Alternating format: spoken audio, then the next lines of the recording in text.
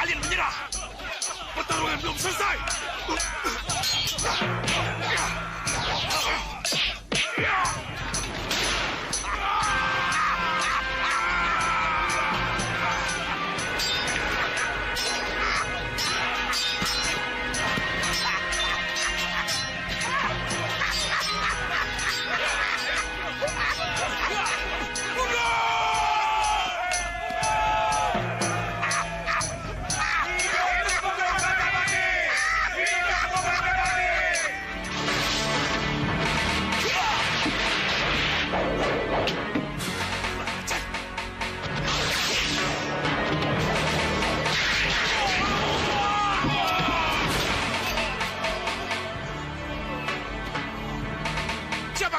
Kalian keluar dari rumah ini, atau kuhancurkan.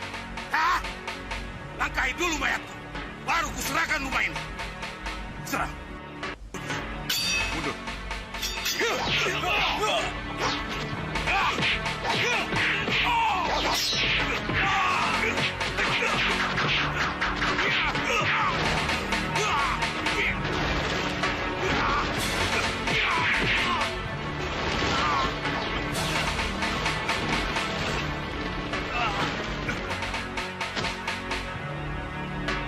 Mundur kalian semua.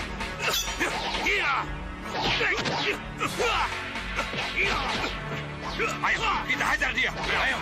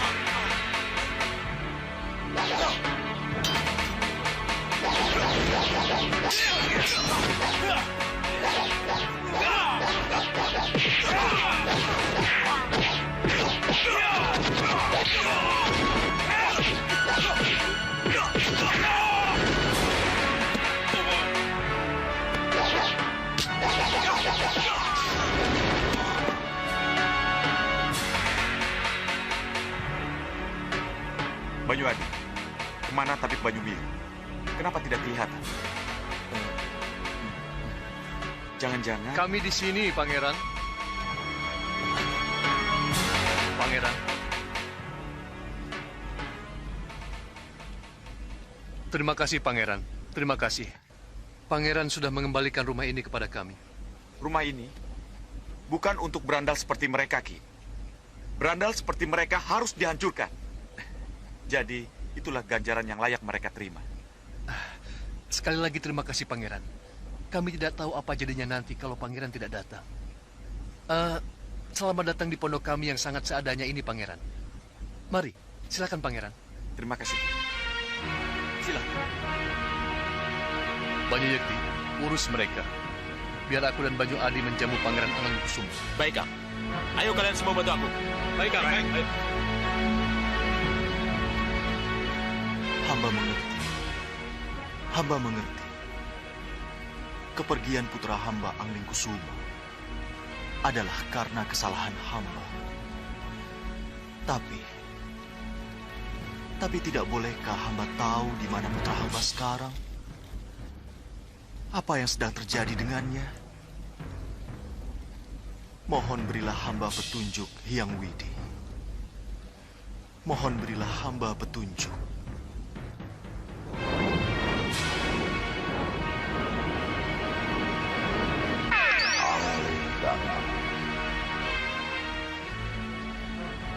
Sembah hamba Katur Hyang Widi. Kepergian putramu dari Malapati sudah menjadi suratan dewa. Perjalanan dan pengembaraan putramu menjajah desa Milangkong. Perjalanan penting dari seorang ksatria dalam rangka pendewasaan diri dan pencarian jati diri. Jadi, jangan tanyakan putramu sekarang Dan jangan tanyakan apa yang terjadi dengannya sekarang.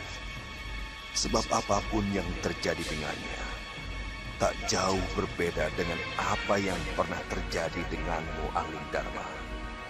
Kalau dulu kamu mengembara dan bertapa untuk mencari wahyu mahkota Rama, maka putramu mengembara untuk menjabarkan arti wahyu mahkota Rama yang telah kamu wedarkan kepadanya.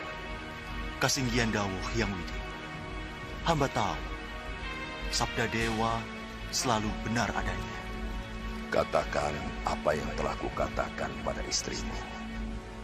Katakan apa yang telah kukatakan pada siapapun yang kamu anggap harus memahami arti kepergian putramu. Kasinggihan dawuh. Kasinggihan dawuh. Sampai nanti.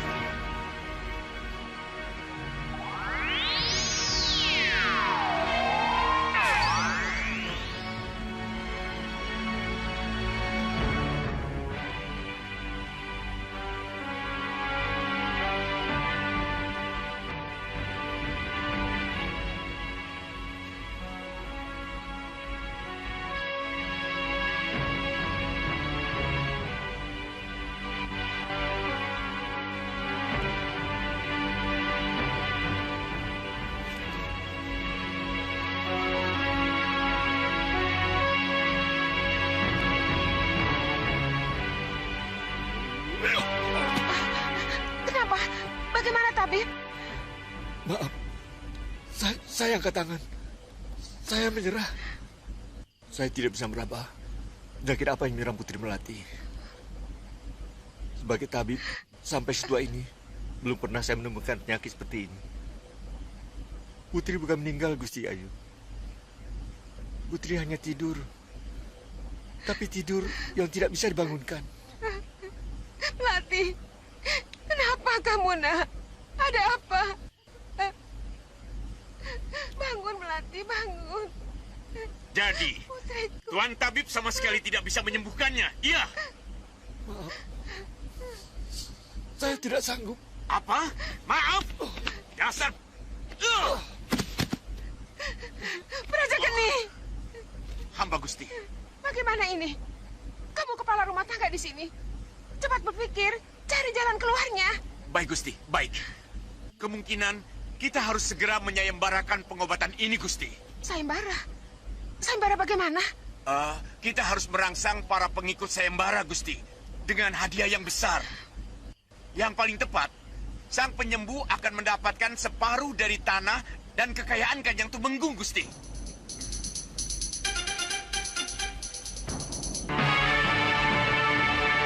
Separuh dari tanah dan kekayaan Kanda Tumenggung.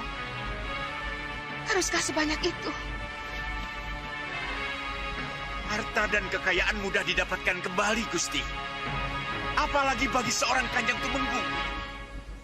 Apalah artinya semua ini jika dibandingkan dengan kesembuhan Tuan Putri Melati, Gusti?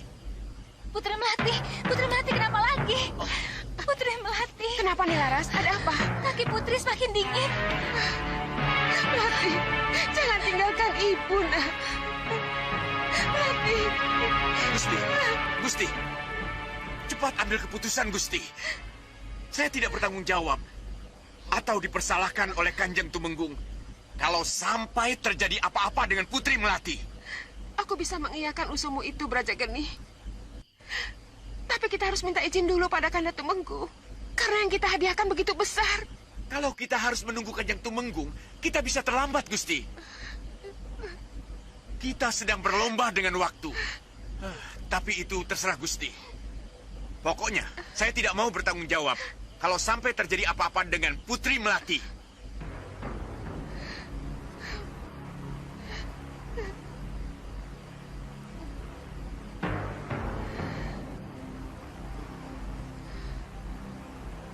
Ayo kumpul! Ayo kumpul! Ayo kumpul! Ayo kumpul! Kumpul semua! Ayo kumpul semua! Ayo!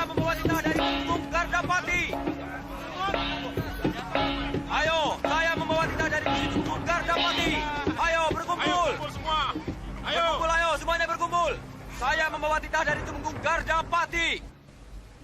Pengumuman.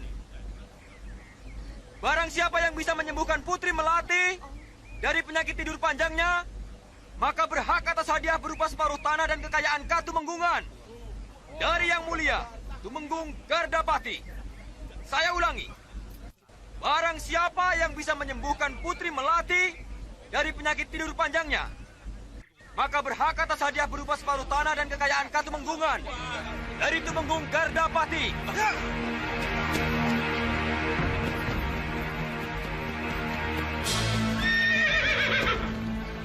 Prajurit! Itu pasti utusan istri Kanjeng Tumenggung. Kejar dia, jangan sampai ketemu Kanjeng Tumenggung. Cepat!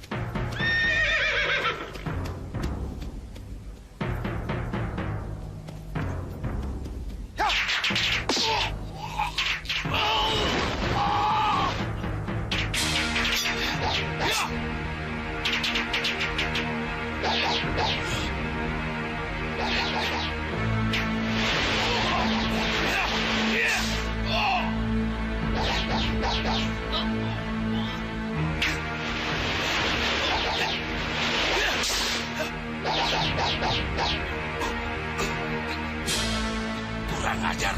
Ini pasti racun lada hitam.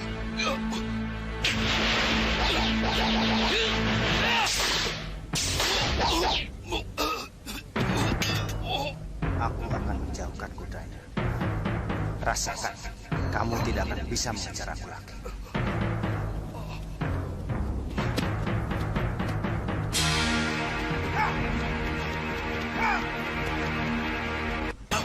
Kudaku diambil. Ini sasaran kita. Panglima 1 dari sini, Panglima 2 dari utara, Panglima 3 dari balik bukit. Nah, sedangkan saya sendiri bersama Panglima keempat akan bertahan di sini, memancing mereka dengan serangan capit kalajengking. Mereka hanya akan melihat serangan dari kepala. Padahal, sesungguhnya serangan kita berada di 2 capit dan ekor, berupa hujan panah. Nah, dengan gelar air bah membobol dam, kalian bertiga serentak menyerang. Ingat, jangan saling mendahului. Mengerti kalian semua? Siap, Kanjeng Tumenggung. Siap, Kanjeng Tumenggung.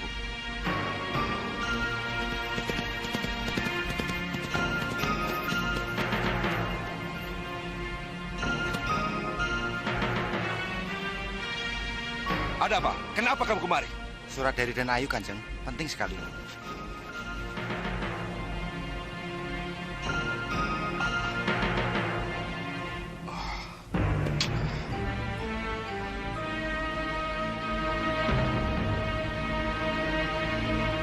Melati, putriku, sakit keras. Seperti orang sekarat. Putri Melati sakit parah, Kanjeng. Iya. Aku harus pulang. Tapi ini sudah terlanjur. Iya. Kita harus laksanakan penyerangan secepatnya. Iya. Mengerti kalian semua? Mengerti, Kanjeng. Baik. Tinggalkan aku sendirian di sini. Baik, Kanjeng. Ayo.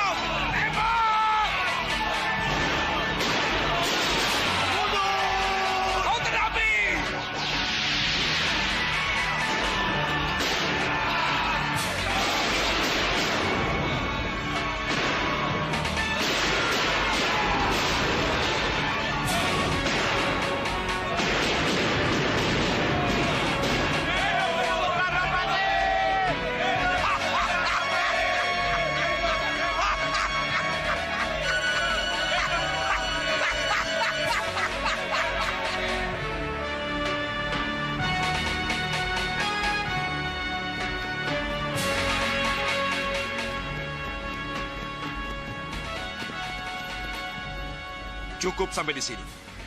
Kalian sudah letih berperang, lebih baik segera pulang ke rumah kalian. Kasihan anak dan istri kalian yang sudah menunggu di rumah. Terima kasih, Kanjeng. Iya.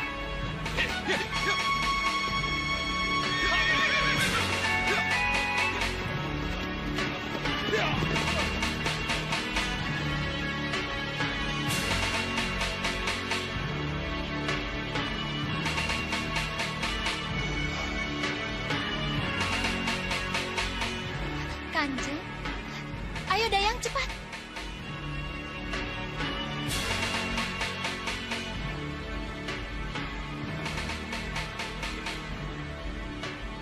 Ayo Dayang, cepat sedikit.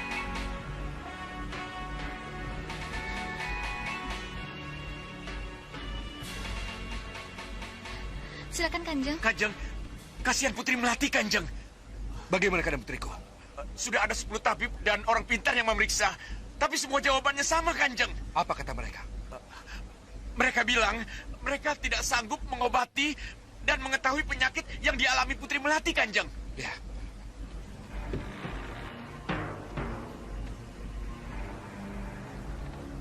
Kanda. Kanda, putri kita sakit, Kanda. Tenang, sudah ke tabib.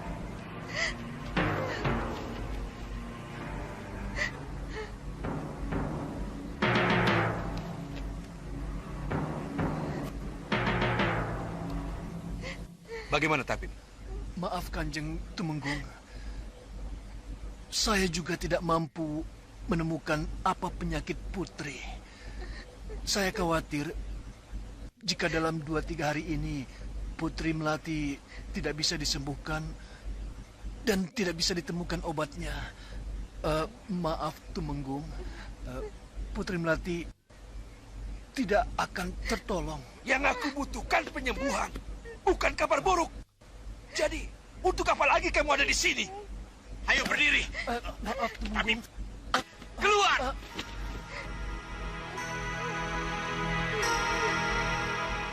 Putriku, bangun putriku.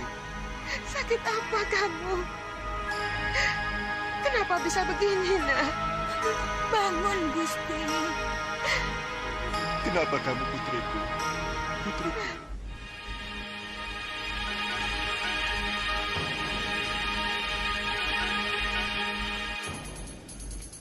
Jadi begitulah Dinda.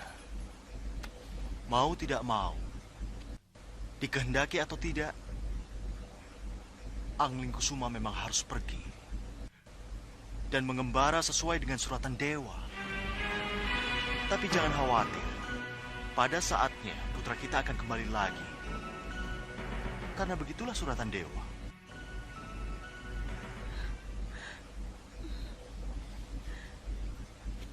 Dinda mengerti, Kanda. Dinda mengerti. Tapi walau bagaimanapun juga, rasa sedih, cemas dan kehilangan tidak akan bisa hilang begitu saja. Kanda mengerti, Dinda. Kanda juga mengerti. Tapi inilah kenyataan yang harus kita hadapi. Iya, aku tidak boleh lengah. Aku harus berlomba dengan waktu.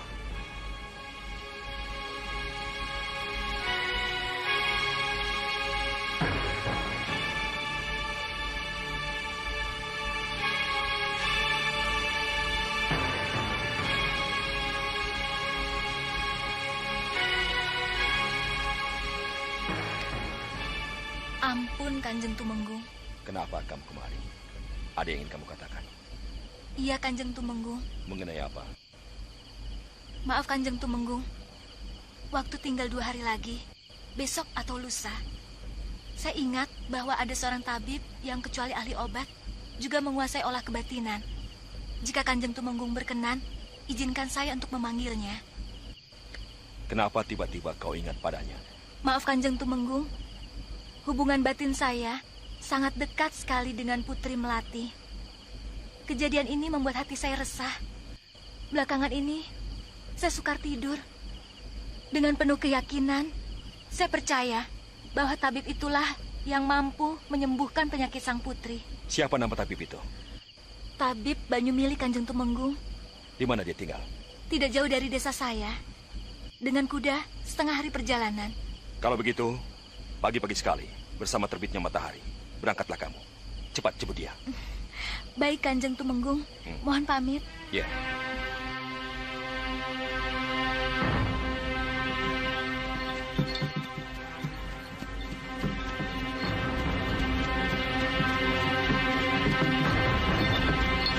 Ayo cepat.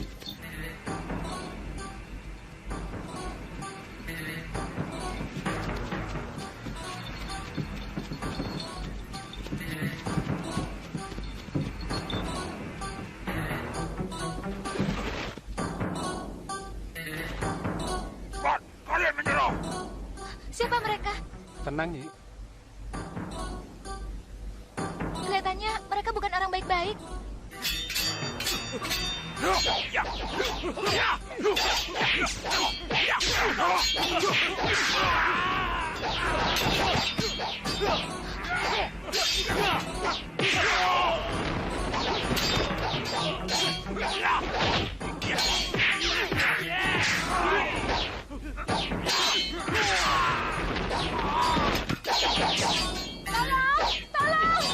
Hentikan!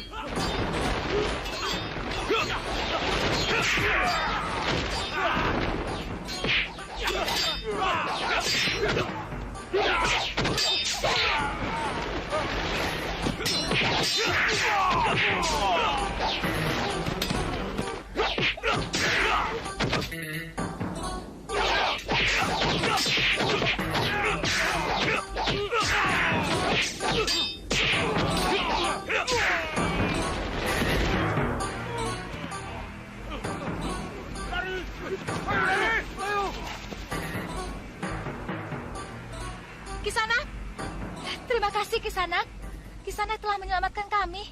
Bagaimana saya harus membalas kebaikan Kisanak? Tidak apa-apa. Tidak usah dipikirkan. Kebetulan saya lewat, jadi apa salahnya kalau saya membantu? Oh ya, Nini ini siapa? Saya Nilaras. Kami utusan Kanjeng Tumenggung Gardapati. Kami mau menjemput Tabib Banyumili. Karena putri Kanjeng Tumenggung sakit keras. Kebetulan. Bagaimana kalau saya antar? Saya tahu persis di mana rumah Tabib Banyumili. Terima kasih Kisanak. Ayo ke kereta. Baik.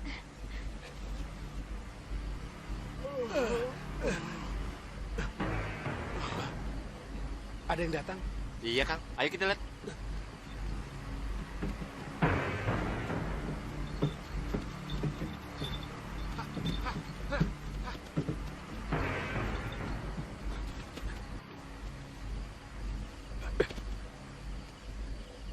Silakan, Raden. Silakan, Raden. Silakan. Raden, siapa yang bersama Raden? Ini Nilaras, Ki, utusan dari Udan Tinalang. Utusan Kanjeng Tumenggung Gardapati? Benar, Ki. Saya Nilaras, utusan Kanjeng Tumenggung Gardapati. Putri Melati, putrinya Kanjeng Tumenggung, sakit aneh. Saya ditugaskan menjemput Ki Banyumili. Kanjeng Tumenggung sangat mengharapkan pertolongan Ki Banyumili. Merupakan kehormatan bagi saya. Terima kasih. Apa sakit sang putri? Oh ya, apa di kota tidak ada tabib, sehingga Nyai jauh-jauh datang kemari? Ada, Ki. Sudah puluhan tabib terkenal, tapi hasilnya tidak ada. Menemukan apa penyakitnya saja pun tidak bisa. Tapi menurut seorang tabib, putri akan tidur abadi kalau tidak segera ditolong.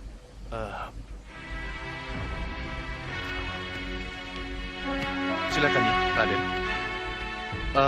Maaf, siapa nama putri Kanjeng Tumenggung? Putri Melati. Oh, Putri Melati.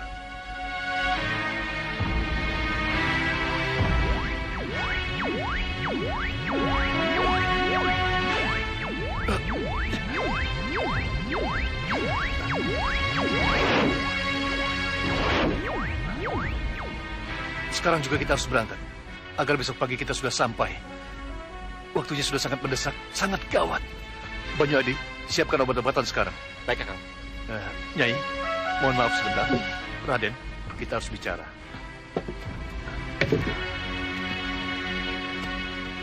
Raden, Saya tahu tidak pada tempatnya kalau saya memohon Raden untuk ikut saya ke Katemenggungan. Apalagi saya tahu persis kalau Raden sudah harus pulang ke Pagubelas sekarang ini.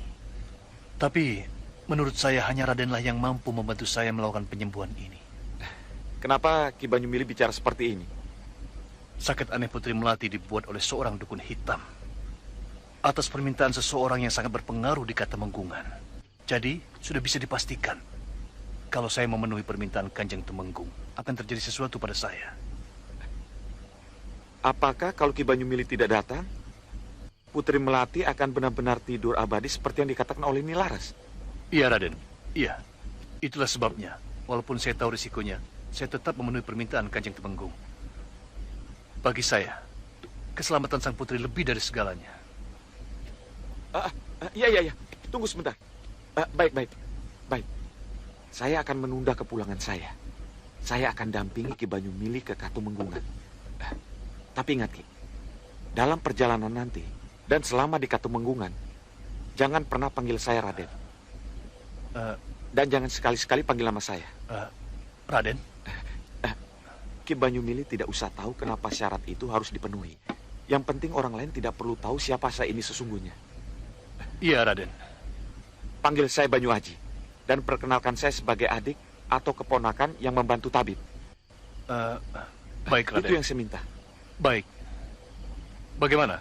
Sudah siap? Sudah, Kang. Bagus. Nyai, mari kita berangkat.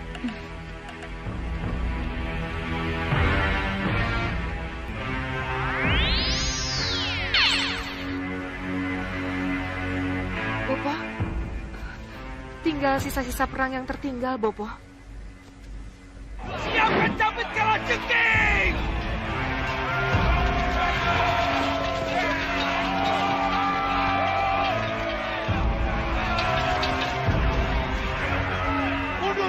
Mundur! Siapkan segera meriam! Tembak! Mundur! Kau terapi!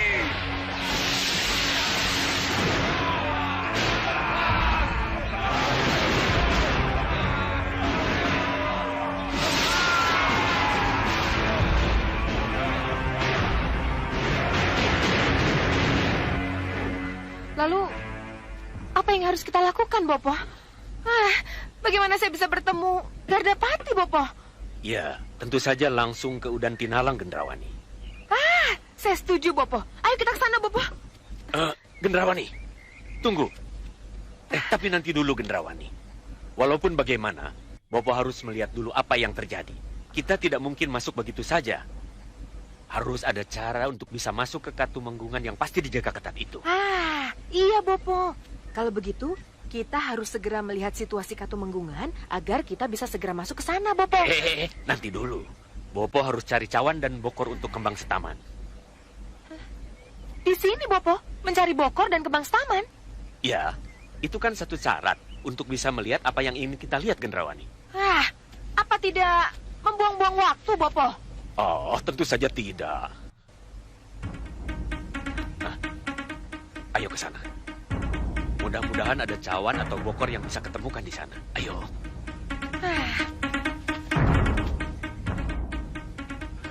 Dasar kalian! Apapun yang kalian lakukan, selalu saja gagal. Untuk apa kalian datang ke sini? Kalau yang kalian laporkan hanya kegagalan.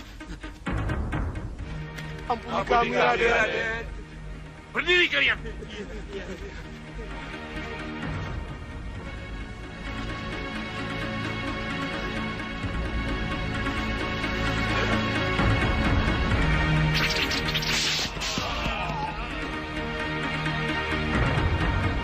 Jaga Geni. Kamu harus segera menyusul tabib kita Ruseka. Sebelum Banyumili mendahuluinya. Mengerti? Baik, Bopo. Ayo jalan.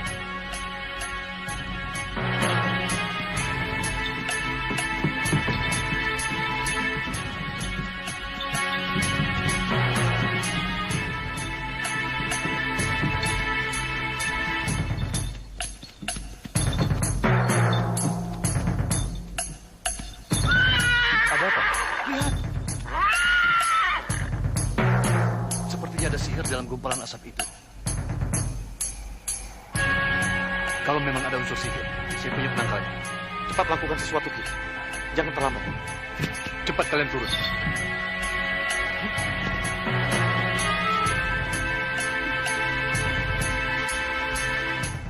Jangan takut. Semua berdiri di belakang.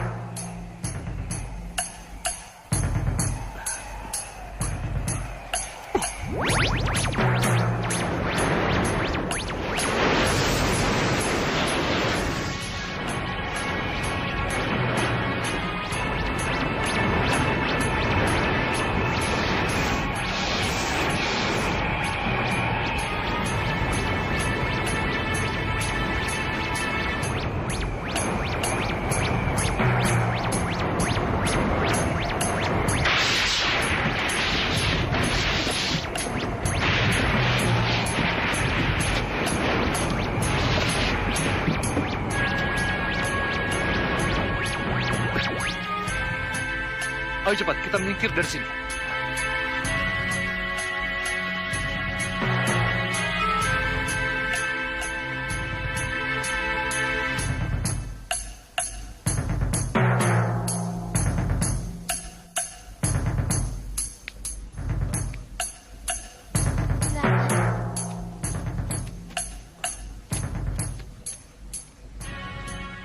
Selamat datang. Saya tahu ini pasti tabib terkenal Banyumili. Iya, beliau datang ke sini untuk mengobati Putri Melati. Oh iya, tentu saja. Tapi sesuai peraturan, mohon mengisi buku tamu. Dan setelah itu, mohon sabar menunggu giliran. Kisanak boleh masuk setelah tabib kita Ruseka. Tabib Banyumili datang ke sini atas permintaan Kanjeng Tumenggung Gardapati. Kenapa harus menunggu giliran? Permisi. Maaf, Tabib Banyumili. Saya hanya menjalankan peraturan. Saya yakin Kisanak bisa menunggu. Saya bisa menunggu. Tapi apakah yang sakit mau menunggu? Tidak. Yang sakit tidak bisa menunggu.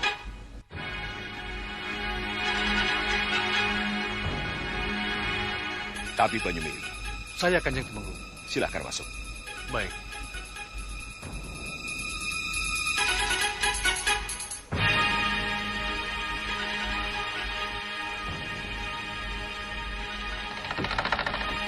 Kita Ruseka, kenapa sampai sesiang ini belum datang juga? Maaf, Tuan. Maaf, Tuan. Kereta yang kami tumpangi terperosok. Rodanya patah dan... Bagaimana bisa begini kita Ruseka? Lihat itu. Banyumili sudah masuk. Kau terlambat, Ruseka. Kau merusak segalanya.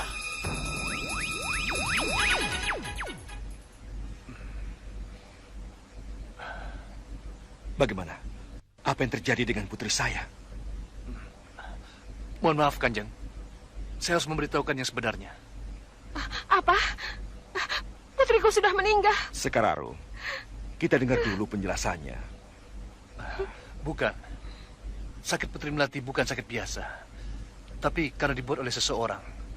Orang itu mengirim 3 buah jarum kepada sang putri. Dengan ilmu hitam? Iya, Kanjeng.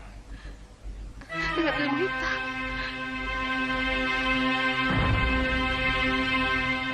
Maaf, Kanjeng. Apa jarum-jarum itu tidak bisa dicabut? Saya akan berusaha.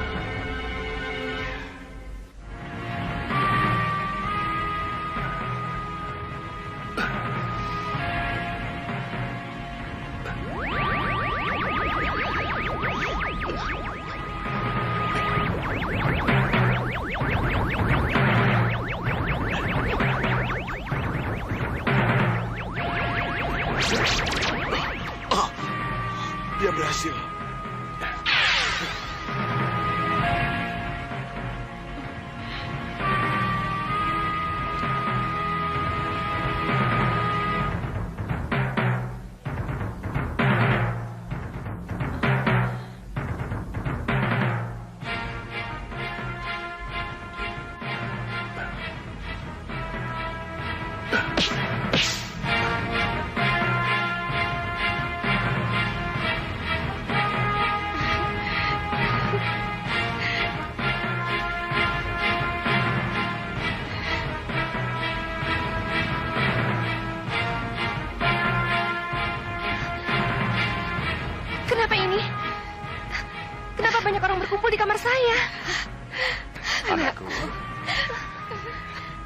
sudah berhasil menyembuhkannya.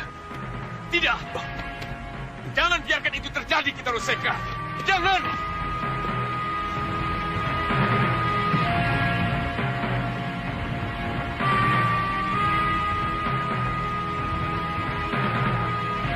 Kamu kaget, Brajageni. Brajageni, kabar kebahagiaan ini akan aku umumkan di luar. Beritahu agar semua orang melihat kesembuhan putriku. Baik, Gusti.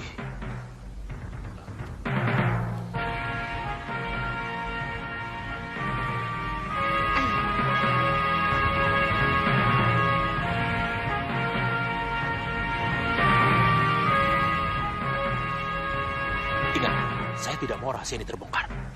Iya. Ayo, acara telah dimulai.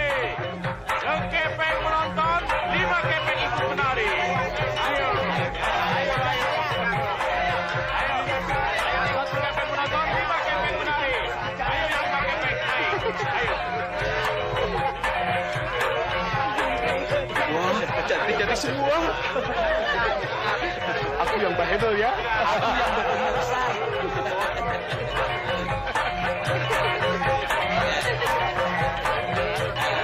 Mari, bayar. 5 kepeng menari. 1 kepeng menonton. Ayo, 5 kepeng menari. Hei, jangan dapat gadisku.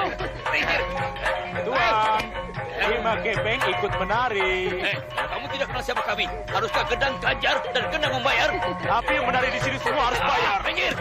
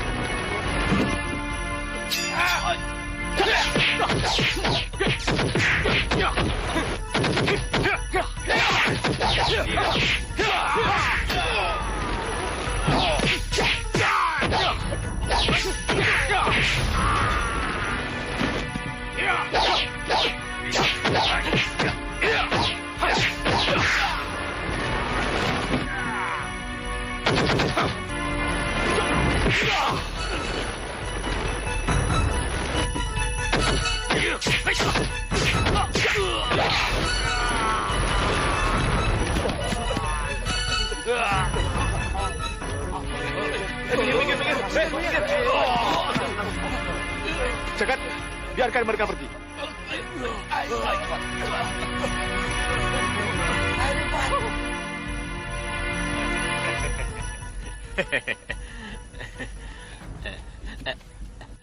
Terima kasih, Raden. Terima kasih. Apa jadinya kalau Raden berdua tidak cepat datang menolong kami? Silakan untuk bekal di jalan. Tidak usah, tidak usah. Sudah menjadi kewajiban kami untuk menolong siapapun yang membutuhkan. Oh ya, siapa kepala desa di sini? Biar kami yang datang melaporkan apa yang telah terjadi. Balai desa di sana, Raden. Saya akan mengantar Raden kalau Raden tidak keberatan. Tidak usah, terima kasih. Lanjutkan saja pertunjukan. Selamat bersenang-senang. Terima kasih. Ya. Terima kasih. Mari kita ke balai desa. Siapa tahu kepala desa tahu tentang Rai Angling Kusuma. Baik, Raden. Tidak, Salendri. Ramaja Gandhi dan Jagat Satria tidak akan menemukan Angling Kusuma. Tidak akan. Kenapa Gusti Ayu menjadi begitu yakin? Entahlah. Pokoknya aku percaya. Angling Kusuma tidak akan kembali ke Malwapati seperti apa yang diramalkan oleh Nyi Rampak. Ramalan Nyi Rampak bisa saja terbukti nyata karena tindakan nyata yang Gusti Ayu lakukan. Kenapa kamu bilang begitu? Maaf, Gusti Ayu. Gusti Ayu boleh saja percaya dengan ramalan Nyi Rampak bahwa Pangeran Angling Kusuma tidak akan pernah menjadi Raja Malwapati. Tapi haruskah Gusti Ayu hanya diam saja dan menunggu ramalan itu benar-benar terjadi? Kamu bicara apa?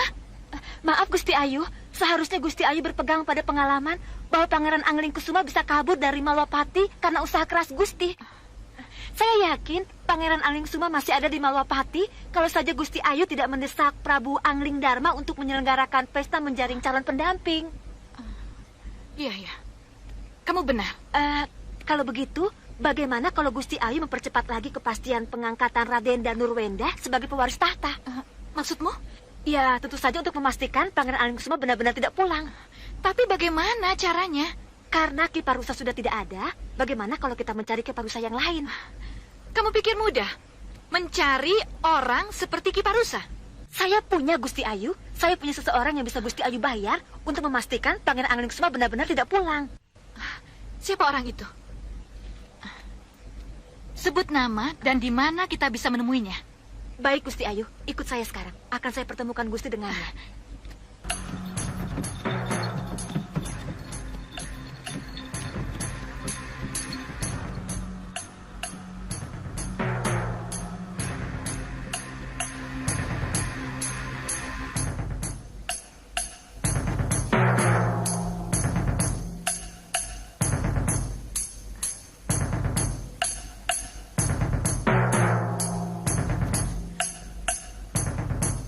Gusti, itu adalah Bayanike.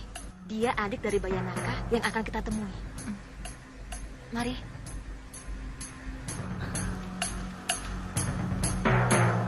Saya Bayanike Gusti Ayu. Selamat datang. Saya mau ketemu Bayanaka. Dia ada? Ada. Silakan. Iya.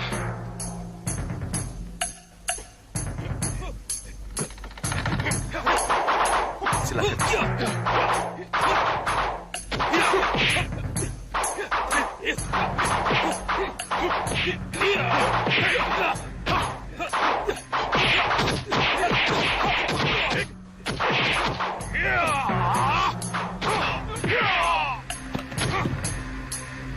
Itu Bayanaka, Gusti.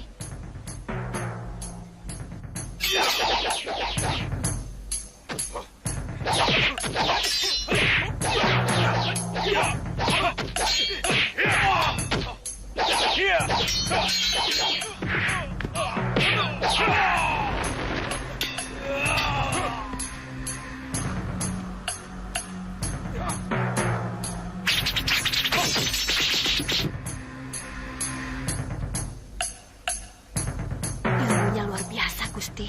Iya, iya, iya. Dengan anak panah yang menancap di dada, perut, dan kedua kakimu, kamu pasti akan mati seketika, Anglingkusuma.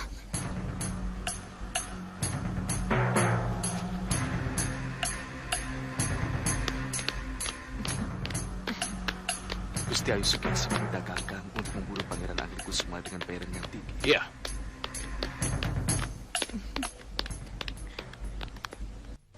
Dengan imbalan yang memadai, saya sanggup memastikan ketidakpulangan Pangeran Anglingkusuma, Gusti Ayu. Iya, iya. Aku percaya itu.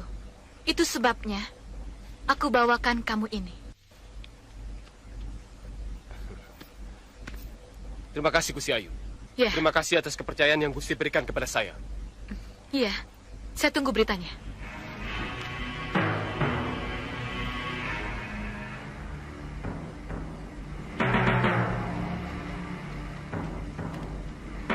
Ucapkan selamat atas kesembuhan Putri Melati dan semoga panjang umur. Selamat atas kesembuhan Putri Melati. Semoga selalu sehat dan panjang umur. Kalian semua, kalian gembira dengan kesembuhan putriku? Kalau begitu, ucapkan selamat pada Tabib Banyumili, penyembuhnya.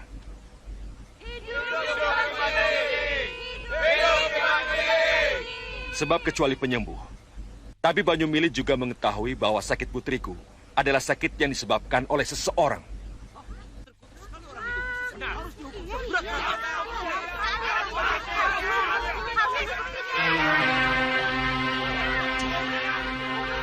Sampai Banyumili tahu apa yang aku lakukan, aku harus mendaluinya. Mohon tenang, dengarkan saya.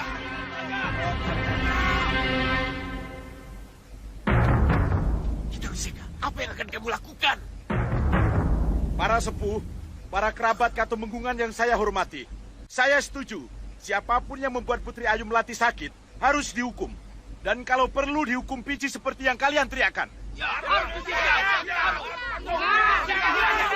Tapi pertanyaannya sekarang, kenapa Putri yang sempat 7 hari 7 malam tertidur tanpa bisa dibangunkan, bahkan oleh lebih 20 tabib, tiba-tiba bisa dibangunkan oleh tabib Banyumili yang terhormat, yang kedatangannya atas saran Nyi Laras? Apa ini bukan suatu keanehan? Itu karena tabib Banyumili memiliki kemampuan yang lebih daripada yang lain kita Ruseka. Bukan, Kanjeng Tumenggung. Tabib Banyumili bisa menyembuhkan karena tabib Banyumili sendirilah yang mengirim penyakit itu pada sang putri.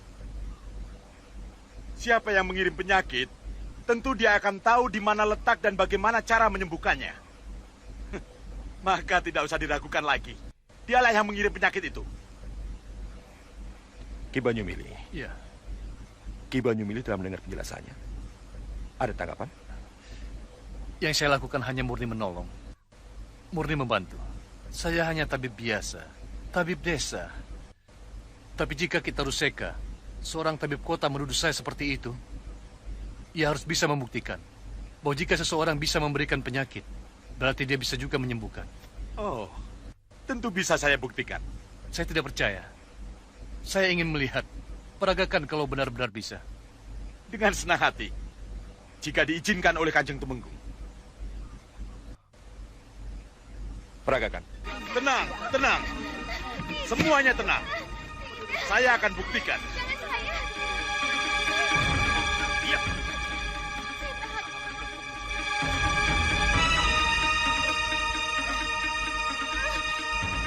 Jangan sayang.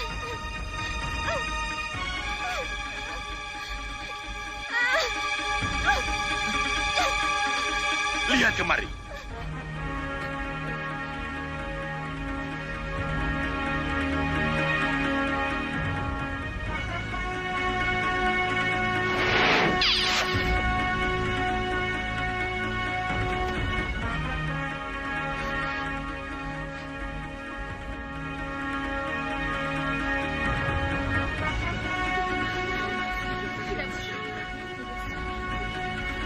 Lihat. Lihat. Dayang cantik ini telah tidur dengan tenang. Dia tidak akan bangun kalau bukan saya yang membangunkan. Tapi Banyumili, tolong dilihat. Ia tak ubahnya Putri Melati yang kau buat tidur itu, bukan? Kanjeng Tumenggung, silakan teliti. Dayang ini tidur tidak sadarkan diri. Saat ini, kaki maupun tangannya masih hangat. Tetapi lambat laun seluruh tubuhnya akan menjadi dingin. Dengan mudah, saya akan bisa bangunkan dia. Karena saya tahu persis di mana penyebab tidur dan pingsannya saya kirimkan. Jangan. Biar saya yang membangunkannya. Tidak. Jangan. Ini tugas saya. Saya yang akan membangunkan. Kanjeng Tumenggung, izinkan saya. Lakukan. Jangan. Biarkan Taruseka.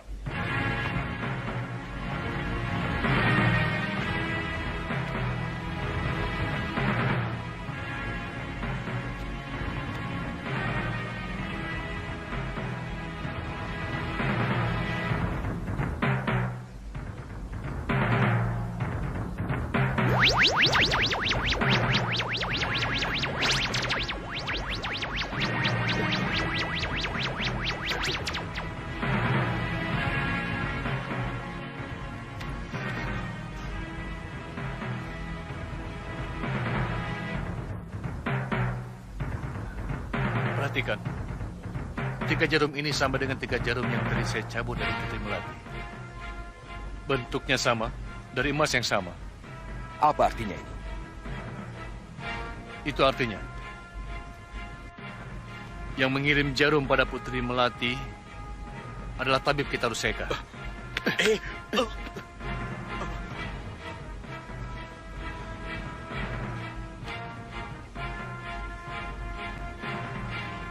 Ini Kanjeng Tumenggung. Ya, kamu benar. Cepat tangkap kita Ruseka. Ya, apa salah saya? Apa salah saya? Masih mau mengelak lagi?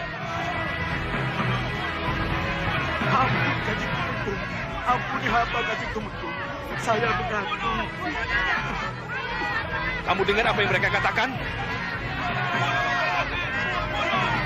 Ampuni saya. Saya mengaku, tapi saya tidak bersalah. Saya disuruh oleh Kakang Brajageni. Tangkap Brajageni! Tangkap Brajageni!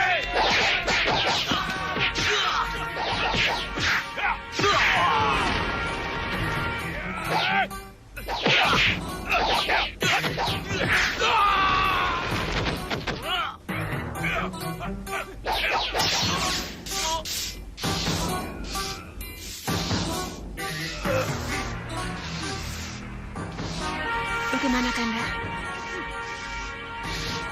Dia kan punya ilmu aja geni. Ya, kita lihat saja.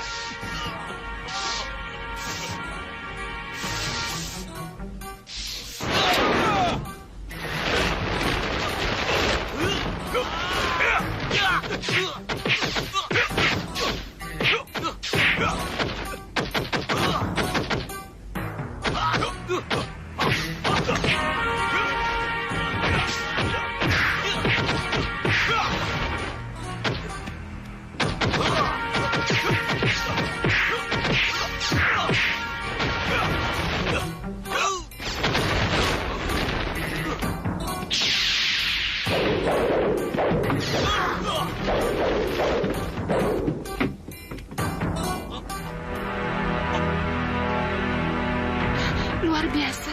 Kanjeng. Lihat. Kalian lihat sendiri. Tabib Banyumili bukan hanya mumpuni sebagai tabib, tapi juga seorang guru olah kanuragan yang hebat. Banyuaji tidak akan seterampil ini kalau tidak punya seorang guru yang hebat luar biasa. Kanjeng Tumenggung? Tidak. Mengenai Banyuaji akan aku urus nanti. Aku akan selesaikan urusanku dengan Taruseka dan Brajageni dulu. Bawa Taruseka dan Brajageni ke penjara.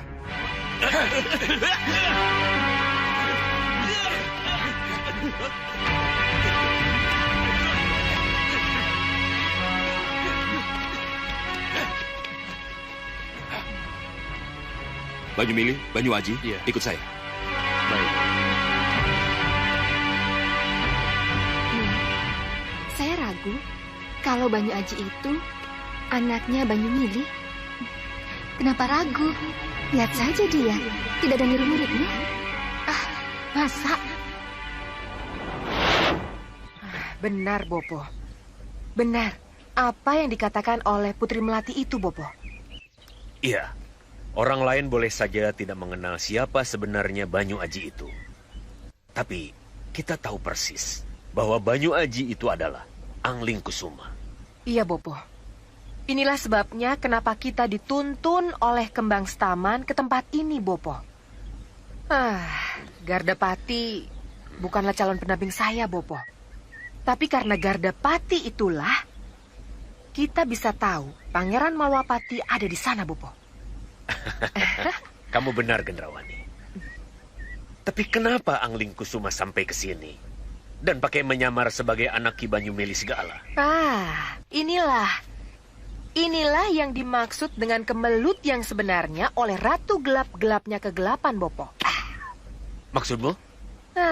Saya yakin setelah Pangeran Angling Kusuma kabur dari keraton, barulah kemelut yang sebenarnya terjadi. Kita kembali ke Meranggas. Kita bina kekuatan. Kita serang Malwapati, Bopo. Tidak, Gendrawani. Tidak. Kita sudah terlanjur di sini. Kenapa tidak kita cari celah-celah kesempatan untuk menghancurkan Malwapati dari sini? Menghancurkan Malwapati dari sini, Bopo? Iya, mumpung Angling Kusuma jauh dari pelindungnya. Apa salahnya kita berdaya? Diperdaya? Iya. Dengan malih rupo, kamu bisa jadi Putri Melati.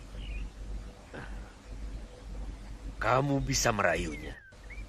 Pura-pura mengucapkan terima kasih. Begitu Angling Kusuma terlena, maka dengan mudah kamu akan bisa kepalanya. Ya, Bopo benar.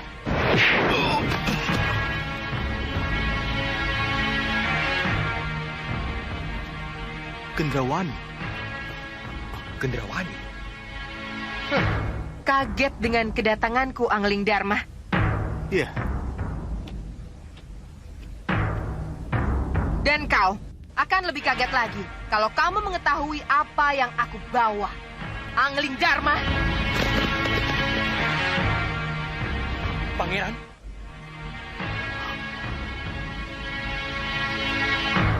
Angling Kusuma. Tidak. Tidak!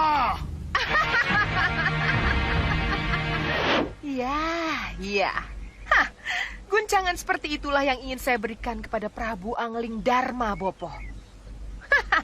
Saya setuju.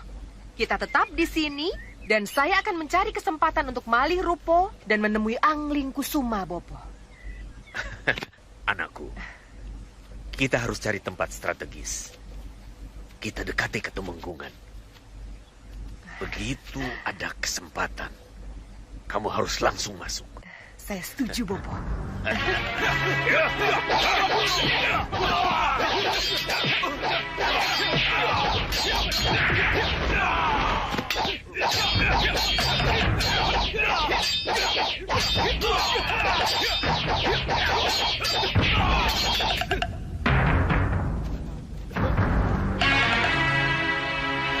Saya minta sasarannya tepat di tubuh saya. Baik, Pangeran. Siapkan panah!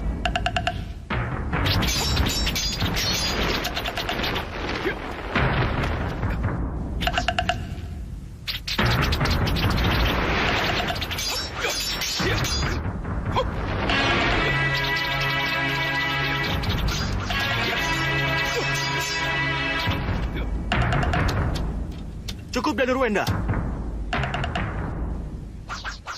Cukup. Romo. Nanda telah melakukan sesuatu yang berisiko tinggi, Danuruenda. Kenapa harus dengan panah sungguhan? Hamba sudah mengingatkan Gusti Prabu. Tetapi Raden Danuruenda tetap meminta agar panah sungguhan yang dipakai. Ya, latihan ya latihan, Pandega. Tapi jangan main-main dengan anak panah yang tajam seperti itu. Ya sudah. Kalian semua prajurit, boleh bubar. Baik, Gusti. Nanda hanya ingin menguji kepekaan Nanda, Wak Patih. Nanda hanya ingin tahu apakah serangan-serangan dari belakang yang tidak Nanda lihat bisa Nanda rasakan dengan kepekaan Nanda. Ya, boleh saja. Tapi kalau sasarannya daging manusia, sebaiknya tidak dengan anak panah tajam seperti itu, tapi dengan yang tumpul, ya. Wak Patih, kalau saja Nanda boleh ikut Kanda Ramajagani mencari Kanda Angling Kusuma, Nanda tidak akan melakukan latihan yang berbahaya seperti ini. Danuruenda. Romo. Kenapa Nanda bicara begitu? Karena Nanda anggap bahaya di luar jauh lebih besar daripada sekedar latihan, Romo. Jadi itu masalahnya. Nanda ingin bertualang mencari Angling Kusuma, rakandamu. Iya, Romo. Pengalaman adalah guru yang baik, Romo. Jadi Nanda mohon... Iya. Nanda benar, Danuruenda. Pengalaman di luar menjadi guru yang sangat baik. Tapi sayang keinginan bundamu agar Nanda tidak dilibatkan dalam pencarian Angling Kusuma harus tetap dipertimbangkan. Romo harap Nanda mengerti. Romo Prabu? Sudahlah. Mari, Kanda. Romo. Nanda dan Danuruenda. Sudahlah, lanjutkan saja latihanmu. Ya? Tapi Nanda belum puas, Wak Patih. Masih ada yang mengganjal yang belum Nanda kemukakan. Ya, Wak tahu. Wak sangat tahu apa yang Nanda maksud. Jadi, tenang dan lanjutkan saja latihan. Wak yang akan bicara pada Ramandamu. Wak Patih. Lanjutkan saja latihan. Wak akan bicara pada Ramandamu. Sudahlah. Ngestu Akendawu. Mohon maaf, Romo. Jangan salahkan Nanda kalau pada suatu saat nanti Nanda tetap pergi mencari Kanda Angling Kusuma.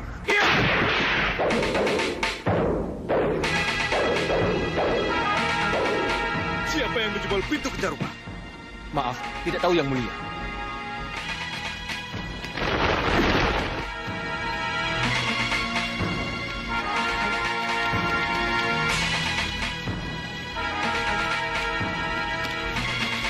Aku, Rupa Kenca. Rupa Kenca. Pengkhianat!